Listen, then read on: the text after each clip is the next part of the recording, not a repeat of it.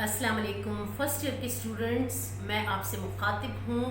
Subject آپ کا ہے اردو کا، اور فرسٹ ایئر میں جو اردو کا سلیبس ہے لاہور بورڈ کا، اس میں غزل کے حصے پر آج ہم بات کر رہے ہیں۔ اور ہمارے پاس غزلیات کا جو حصہ ہے اس میں سب سے پہلے جو شاعر ہیں وہ میر تقی میر ہیں۔ میر کے حوالے سے آپ سب جانتے ہیں کہ انہیں حزن و ملال، رنج و غم اور اداسی کا شاعر کہا جاتا ہے۔ لیکن میں سمجھتی ہوں کہ اگر میر کے حالات اور اس عہد کا جو حال تھا اس وقت، وہ پولیٹیکل سچویشن تھی، وہ سیاسی حالات تھے، وہ اخلاقی گراوٹ اور وہ خود غرضی کا جو ماحول تھا، وہ کسی بھی سنجیدہ اور حساس انسان پر یقیناً اثرات مرتب کرتا۔ تو میر بھی چونکہ ایک شاعر تھے، حساس انسان تھے، درد دل رکھتے تھے، تو اس وجہ سے ان پر بھی ان تمام حالات اور واقعات کا بہت اثر مرتب ہوا۔ جی تو بچوں، شاعری کے حصے میں جیسے کہ میں نے آپ سے کہا کہ غزلیات کے حصے پر ہم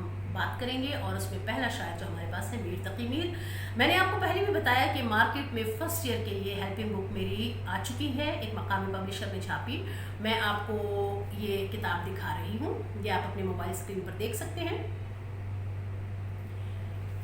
اسی سے میں استفادہ کروں گی، اور یہ کتاب میرے سامنے ہے، جو کچھ اس میں نے پوائنٹس لکھے ہیں اور جو میں نے نوٹس بنائے ہیں فرسٹ ایئر کے اسٹوڈنٹس کے لیے، تمام جو اسباق ہیں یا غزلیات ہیں یا نظمیں ہیں۔ تو غزل کے حصے میں جب ہم میر کے حوالے سے بات کریں گے تو یہی کتاب میرے سامنے موجود رہے گی۔ نصاب میں شامل جو میر کی پہلی غزل ہے وہ اس طرح سے ہے کہ جس سر کو غرور آج ہے یہاں تاج وری کا، کل اس پہ یہیں شور ہے پھر نوحہ گری کا۔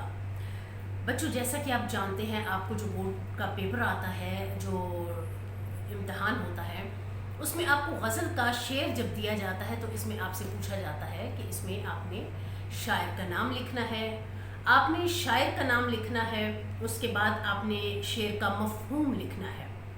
ون لائنر، ایک لائن میں، 1.5 لائن میں آپ نے وہ مفہوم لکھنا ہے، اس کے بعد تشریح شروع کرنی ہے۔ تو جو شعر میں نے پڑھا، جس سر کو غرور آج ہے یہاں تاج وری کا، کل اس پہ یہیں شور ہے پھر نوحہ گری کا، مفہوم میں آپ یہ لکھ سکتے ہیں کہ جس انسان کو آج اپنی بادشاہی پر غرور ہے اور وہ طاقت میں ہے، کچھ وقت جب گزر جائے گا، جب وہ مر جائے گا، تو اس کی میت پر، اس کے جنازے پر لوگ آ کر آہوزاری کریں گے اور پھر کچھ دن کے بعد اس کو بھول جائیں گے، یعنی وہ فنا ہو جائے گا۔ سب مایا ہے کا تصور اس شعر میں ہمیں نظر آتا ہے۔ تشریح کے حوالے سے آپ کو میں بتاتی چلوں کہ آپ آغاز میں یہ لکھ سکتے ہیں کہ میر نے جس عہد میں آنکھ کھولی، وہ زمانہ دہلی کا پرآشوب زمانہ تھا۔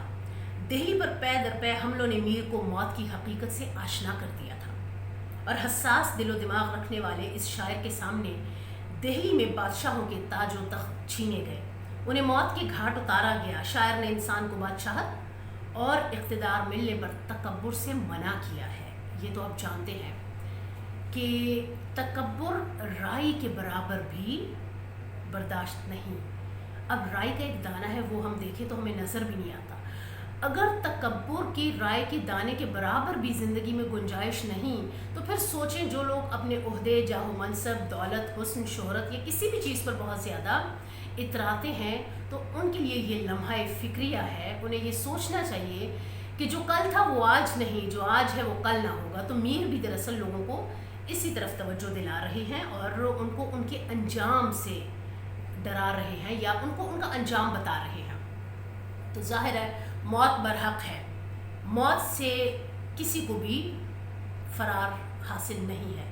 موت سے کس کو رستگاری ہے؟ آج تم، کل ہماری باری ہے۔ ارشاد باری تعالیٰ بھی ہے، کل نفس ذائقۃ الموت، ہر نفس نے موت کا ذائقہ چکھنا ہے۔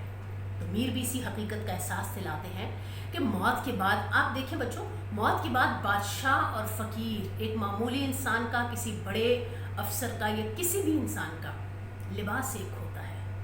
قدرت نے کہاں لا کر کس جگہ موت کے بعد تمام انسانوں کو برابر رکھ دیا۔ تو دنیا میں بھی جو جاہ و منصب، دولت، شہرت، عزت، تمام چیزوں کی تقسیم ہے، یہ قدرت کی کوئی اس میں منطق ہے، لاجک ہے۔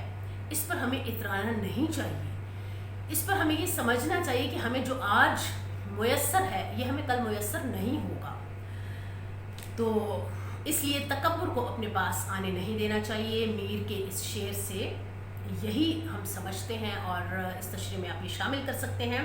تو میر پھر یہ احساس دلاتے ہیں کہ جو بادشاہت حاصل کر کے یا جو عہدے منصب حاصل کر کے بڑے متکبر ہو جاتے ہیں وہ اپنی حیثیت پر ناز کس لیے کر رہے ہیں؟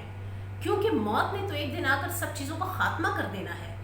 زمین کھا گئی آسماں کیسے کیسے، بدلتا ہے رنگ آسماں کیسے کیسے، مٹے نامیوں کے نشاں کیسے کیسے. یہ تمام حقیقتیں زندگی کی جو ہیں ان سے روشناس کرا رہے ہیں میر اپنے اشعار میں.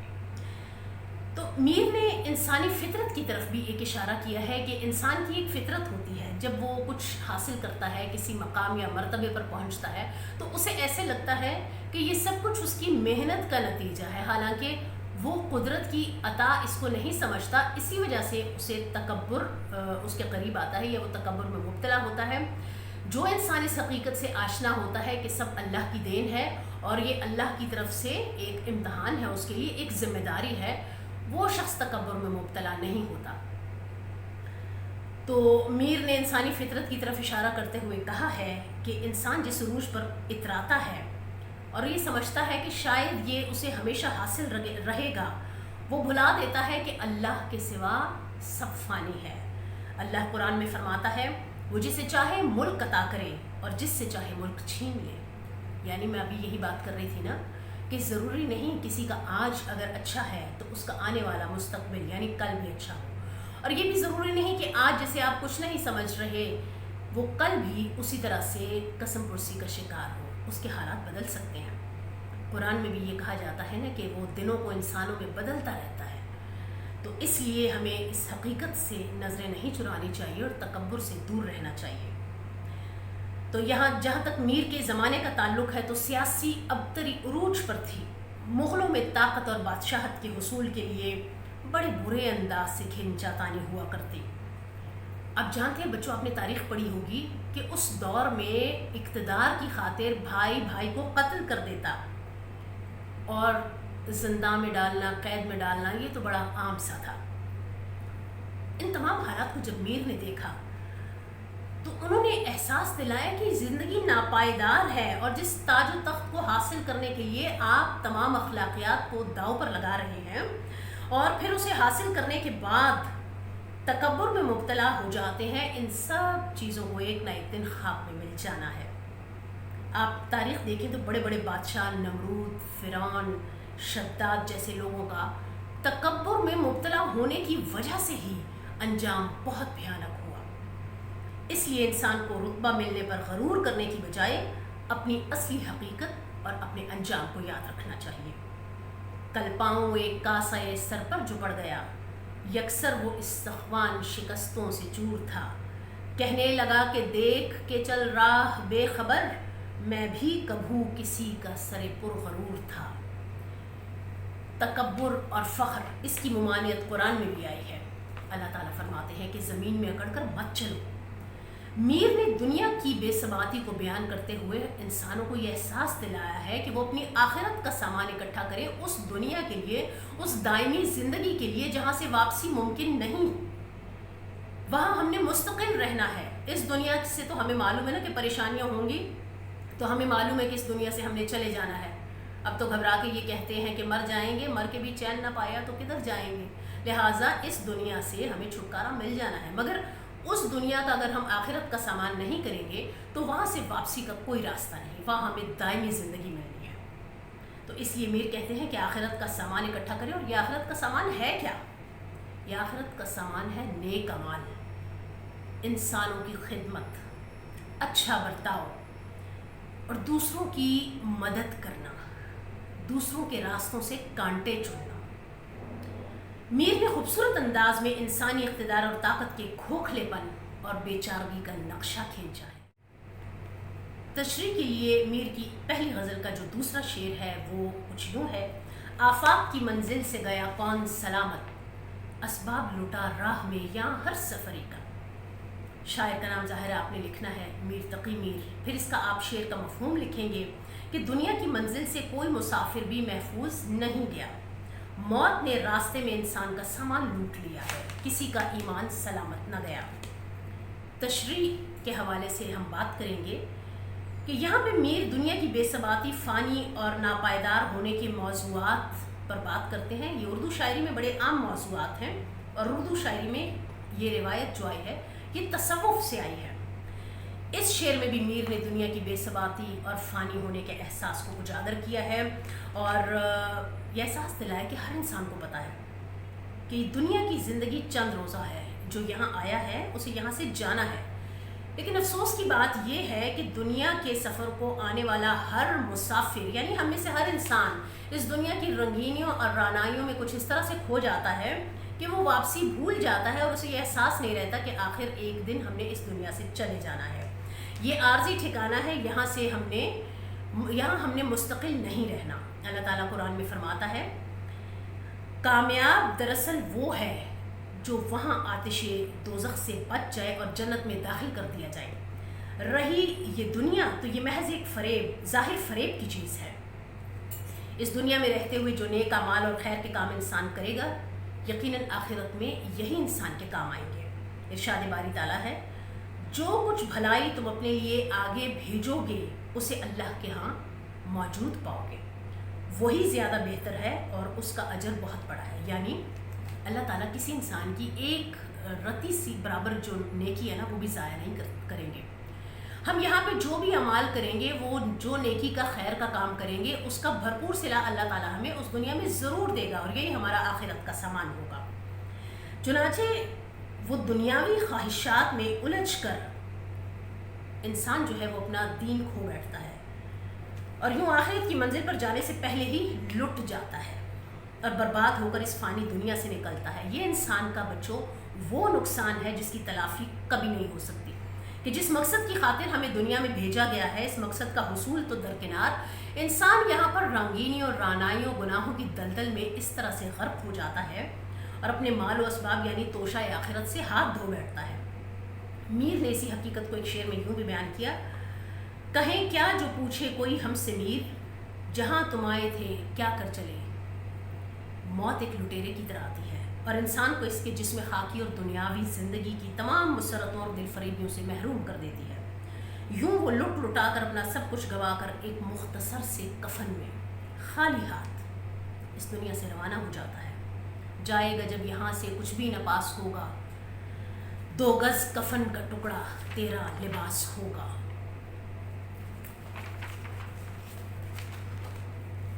میر نے در حقیقت دنیاوی حقیقتوں کی اصلیت واضح کرتے ہوئے غافل انسان کو خدا کے اس پیغام کی طرف متوجہ کیا ہے کہ ہر نفس کو موت کا ذائقہ چکھنا ہے، تو پھر غفلت کیوں طاری ہو، دنیا کی دھن میں اتنا مگن انسان کیوں ہو، جبکہ یہ دنیا اس کا ساتھ چھوڑ دے گی۔ اگر کچھ ساتھ رہے گا تو صرف نیک اعمال انسان کے کام آئیں گے۔ جگہ دل لگانے کی دنیا نہیں ہے، یہ عبرت کی جا ہے، تماشا نہیں ہے۔ نصاب میں شامل میر کی جو پہلی غزل ہے اس کا تیسرا شعر ہے، ہر زخم جگر داور محشر سے ہمارا، انصاف طلب ہے تیری بیداد گری کا۔ جیسے کہ میں نے آپ کو پہلے بتایا، آپ لکھیں گے شاعر کا نام، پھر دوسرے نمبر پر آپ اس شعر کا مفہوم کچھ یوں لکھیں گے، میر نے محبوب کے ظلم و ستم کا معاملہ اللہ کے سپرد کر دیا، اور اب وہ روز محشر اور داور حشر سے ہی منصفی کے طلبگار ہے۔ یعنی وہ اللہ تعالیٰ سے چاہتے ہیں کہ وہی ان کے درمیان فیصلہ کریں کہ حق کی راہ پہ کون تھا، صحیح کون تھا اور غلط کون تھا۔ تشریح کے حوالے سے میں آپ کو بتاتی چلوں کہ آپ جانتے ہیں اردو شاعری کی ایک روایت ہے کہ محبوب ہمیشہ ظالم، بے وفا، سنگ دل اور بے حس ہوتا ہے۔ وہ عاشق کو تڑپاتا ہے اور اس پر ظلم و ستم کے پہاڑ توڑ دیتا ہے، کبھی اس پر نظروں کے تیر چلاتا ہے تو کبھی طنز کے نشتر لگاتا ہے، کبھی بے حسی اور بے روخی سے اس کا جگر چھلنی کر دیتا ہے۔ عاشق چاہتا ہے محبوب اس پر توجہ دے، محبوب کی قربت حاصل کرنا ہر عاشق کی خواہش ہوتی ہے، لیکن محبوب ہمیشہ بے رخی برتتا ہے۔ بقول غالب ہم ہیں مشتاق اور وہ بیزار، یا الہی یہ ماجرا کیا ہے۔ اسی لیے عاشق اسے احساس دلاتا ہے کہ اگر وہ خود محبوب کے مظالم پر خاموش ہے تو اس کی وجہ یہ ہے کہ وہ محبوب کا احترام کرتا ہے، یعنی ادب پہلا قرینہ ہے محبت کے قرینوں میں۔ لیکن قیامت کے دن جب سب کو اپنے اپنے اعمال کا حساب دینا ہوگا، چونکہ ہم مسلمان ہیں، ہمارے اس بات پر یقین ہے کہ ایک دن روز حشر ہوگا، اور جس نے بھی کسی دوسرے کے ساتھ زیادتی کی ہوگی اس کو اس کا جواب دینا ہوگا، اور جو ظالم ہوگا وہ کٹہرے میں کھڑا ہوگا، اور تب اللہ تعالیٰ ان کے درمیان فیصلہ کریں گے۔ اور ظاہر ہے اللہ کے سامنے کوئی اپنے دنیا میں جو کچھ ہم نے کیا ہے اس سے ہم پیچھے نہیں ہٹ سکیں گے۔ تب دنیا میں جو ظلم و ستم محبوب نے عاشق پر ڈھائے ہوں گے تو میر کہتے ہیں کہ وہ اس کی شکایت بارگاہ خداوندی میں کریں گے، اللہ تعالیٰ کو بتائیں گے کہ ان کے ساتھ کیا ہوا، اور عاشق کو جو زخم محبوب نے لگائے ہیں ان کا ہر جو زخم ہے وہ پکار پکار کر گواہی دے گا کہ محبوب ظالم ہے اور عاشق مظلوم ہے۔ میر کا یہ خیال ہے کہ اس دن صرف انصاف نہیں ہوگا بلکہ ان کے ایک ایک زخم کا حساب ہوگا، اور محبوب خدا کے سامنے شرمسار اور جواب دہ ہوگا۔ لہٰذا محبوب کو چاہیے وہ اسے تنبیہ کرتے ہیں، اسے احساس دلاتے ہیں کہ اب بھی وقت ہے، اپنے رویے پہ سوچ لو، اب بھی اپنے عمل پر غور کر لو، اپنے دل میں ہمارے لیے محبت پیدا کرو، تاکہ ہمارے زخموں کی زبان خدا کے حضور اس طرح نہ کھلنے پائے کہ تمہاری رسوائی کا سبب بنے۔ کیونکہ محبوب کے ظلم و ستم کے باوجود عاشق کو یہ گوارا نہیں کہ اس کا محبوب شرمسار ہو، تو اس لیے وہ اسی دنیا میں اس کو احساس دلاتا ہے کہ بجائے اس کے اس دنیا میں جا کے تم شرمسار ہو، ذلت اور رسوائی کا شکار ہو، اس سے بہتر یہ ہے کہ اس دنیا میں اپنے اعمال درست کر لو۔ اور اعمال کی درستگی کیا ہے؟ عاشق پر نظر کرم کرو۔ تو عاشق کی حالت زار پر رحم کرتے ہوئے اس پر توجہ دے، اسے جدائی کا جو کرب ہے وہ نہ دے۔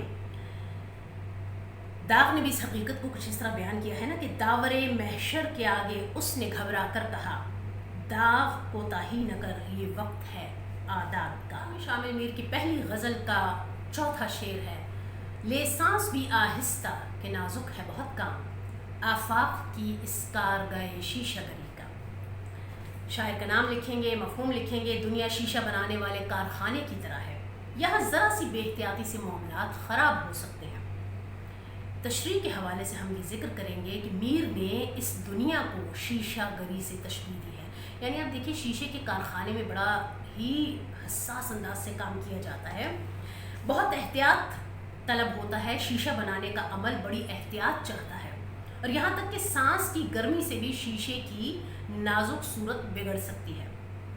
بالکل اسی طرح کائنات کا نظام بھی شیشے کی طرح نازک اور احتیاط کا متقاضی ہے، اور اگر انسان کی خواہش ہے کہ کائنات میں توازن اور اعتدال موجود رہے تو بڑی احتیاط چاہیے، کیونکہ ذرا سی بے احتیاطی سے کسی کا دل ٹوٹ سکتا ہے۔ یہ آپ دیکھیے کہ روزمرہ زندگی میں ہم جو کچھ بات کرتے ہیں، جو بولتے ہیں، جو زبان سے نکالتے ہیں، ہمیں نہیں معلوم ہمارے الفاظ کے جو تیر ہیں یا نشتر ہیں وہ دوسرے کے دل پر کس انداز سے کارگر ہوتے ہیں یا کس طرح سے اثر انداز ہوتے ہیں۔ تو اس لیے اس دنیا کے معاملات جو ہیں اس کو بہت سوچ سمجھ کر اور سنبھل کر چلانے کی ضرورت ہے، کیونکہ اس طرح سے کائنات کا نظام بگڑ سکتا ہے۔ دنیا کے لیے کارخانے کی تشبیہ جو ہے وہ بڑی قابل غور ہے۔ شیشہ نہایت نازک چیز ہے، ذرا سی ٹھیس سے چکنا چور ہو جاتا ہے۔ انسان سے رشتہ دل کا ہے اور شیشے کی طرح نازک ہے، ذرا سی بے احتیاطی، بے پرواہی سے دوستی کا تعلق کرچی کرچی ہو جاتا ہے۔ ہم روزمرہ زندگی میں دیکھتے ہیں کہ کس طرح سے ہمیں کسی کی کوئی بات بری لگ جاتی ہے، تو اسی طرح ہمیں سوچنا چاہیے جب ہم بولیں تو بہت محتاط انداز سے بات کریں تاکہ کسی کی دل آزاری نہ ہو سکے۔ صرف ایک لمحے میں ساتھ ٹوٹ جاتا ہے، واقعہ بلانے میں پھر زمانے لگتے ہیں، یعنی کوئی ایک غلط لفظ، کوئی ایک غلط جملہ ہمارے برسوں کے جو تعلقات ہیں اسے ختم کر دیتا ہے۔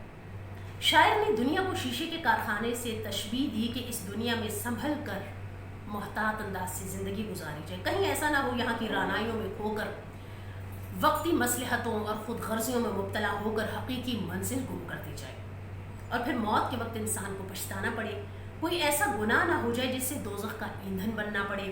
اس لیے انسان کو چاہیے کہ دنیا میں رہتے ہوئے انسانوں کے ساتھ اچھے طریقے سے پیش آئے، یعنی یہ جو آخرت کا توشہ آخرت جسے ہم کہتے ہیں وہ خوش اخلاقی ہے، وہ اچھا برتاؤ ہے، وہ دوسرے انسانوں کی مدد ہے، دوسرے انسانوں کا احساس ہے، ان کی خدمت ہے، اور ان کے راستے کے، جیسے کہ میں پہلے کہہ چکی ہوں، ان کے راستے کے کانٹے چننا ہے۔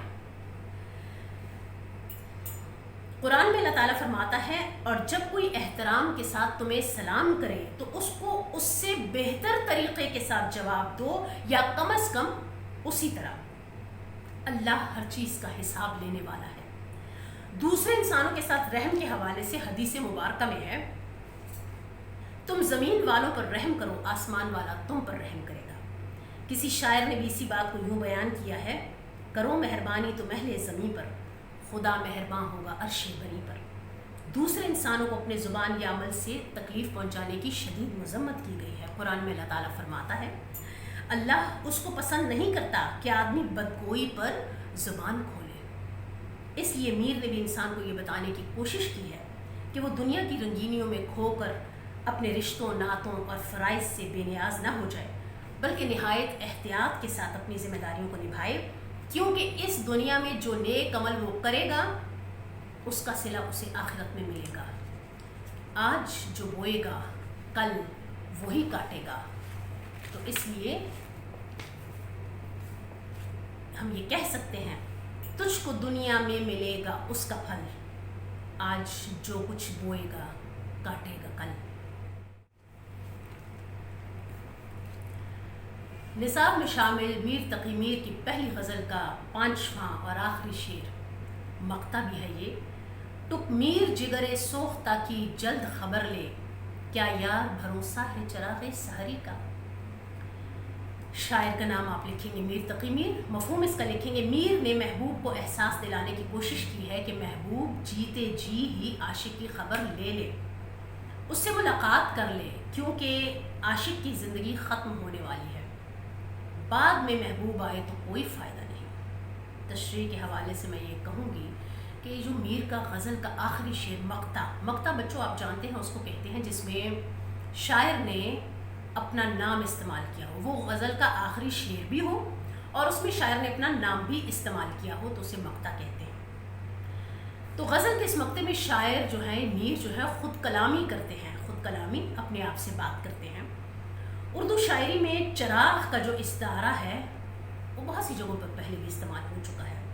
چراغ سحری، جو پرانے زمانے میں چراغ جلایا کرتے تھے جب لائٹ نہیں ہوتی تھی، بجلی نہیں تھی، تو رات میں لالٹین یا وہ جو چراغ جلایا جاتا تھا نا، تو ساری رات جلتے جلتے جلتے جلتے صبح کے قریب اس کی جو لو ہے وہ بڑی دھیمی سی ہو جاتی، ظاہر ہے وہ ساری رات جلتے جلتے چراغ آخری دم پر ہوتا تھا، تو چراغ سحری یعنی آخری دم پہ جیسے چراغ کی لو مدھم ہو گئی، اسی طرح سے میر کی زندگی کا بھی خاتمہ ہوا چاہتا ہے، وقت بہت قریب آ چکا ان کی موت کا، لہٰذا محبوب کو وہ وارننگ دے رہے ہیں، اس کو احساس دلا رہے ہیں کہ بھئی اب تو مجھ سے ملنے کے لیے آ جاؤ، کیا خبر میری زندگی رہے یا نہ رہے۔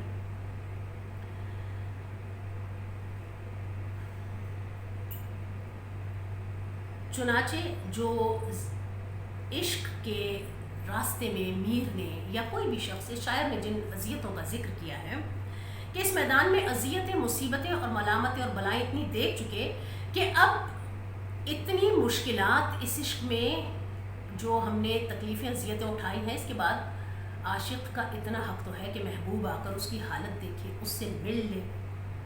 میر ہی ایک اور جگہ کہتے ہیں نا کہ اذیت، مصیبت، ملامت، بلائیں، تیرے عشق میں ہم نے کیا کیا نہ دیکھا۔ اب جب زندگی کا چراغ گل ہونے کو ہے تو عاشق اپنے محبوب سے التجا کرتا ہے۔ اب اردو شاعری میں یہ روایت بڑی عام ہے، عاشق ہمیشہ محبوب کے وصال کے لیے، اس سے ملاقات کے لیے ترستا ہے، تڑپتا ہے، التجائیں کرتا ہے، اس کی یہ آرزو ہوتی ہے، اور محبوب ہوتا ہے روایتی طور پر سنگ دل، تو وہ اس کو کہتے ہیں کہ اب تم میر کی یعنی شاعر کی، عاشق کی جلد از جلد خبر لے لو، ورنہ بعد میں پچھتاوا تمہارا مقدر بن جائے گا، پھر کسے فرصت نظر ہوگی، کون لوٹا اجل کی راہوں سے، آخری بار دیکھ لو مجھ کو شرمگیں شرمگیں نگاہوں سے۔ اچھا، بچوں آپ دیکھیں اس شعر میں ایک جو بڑی خوبصورت سی چیز ہے وہ یہ ہے کہ اپنے قریب المرگ ہونے کے احساس کو بیان کر کے دراصل میر یہ چاہتے ہیں کہ جو محبوب ہے اس کا دل پگھل جائے، مگر واہ رے قسمت ہماری اردو شاعری کا جو محبوب ہے وہ ٹھہرا ظالم ستمگر بے وفا جفاکار اور عاشق، وہ ہزار ستم اٹھانے کے باوجود بھی محبوب سے التجا ہی کرتا رہ جاتا ہے، اس سے وصل کی آرزو میں ہی دنیا سے کوچ کر جاتا ہے۔ تو محبوب کی توجہ حاصل کرنا بڑا فطری سا ایک امر ہے، اور اردو شاعری میں جس طرح تمام شعراء نے محبوب سے ملاقات کی خواہش کا اظہار کیا ہے، میر بھی اسی طرح سے اس کو احساس دلاتے ہیں، اسے یوں میں تو بلکہ سمجھتی ہوں کہ اس سے رحم کی ایک اپیل کر رہے ہیں، اسے احساس دلا رہے ہیں کہ وہ اپنے عاشق پر توجہ دے، اس پر رحم کرے، کیونکہ وہ کسی بھی وقت مر سکتا ہے، اور وہ عاشق جو بے حد وفادار ہے، اور پھر جب اس دنیا سے عاشق رخصت ہو جاتا ہے تو محبوب کو احساس بھی ہوتا ہے کہ اس نے کس وفادار کو کھویا، لیکن اس وقت فائدہ کچھ نہیں ہوتا۔ کسی اور شاعر نے بھی اس بات کو بڑی عمدگی سے بیان کیا ہے کہ آنے کے وقت تم تو کہیں کے کہیں رہے، اب آئے تم تو فائدہ ہم ہی نہیں رہے۔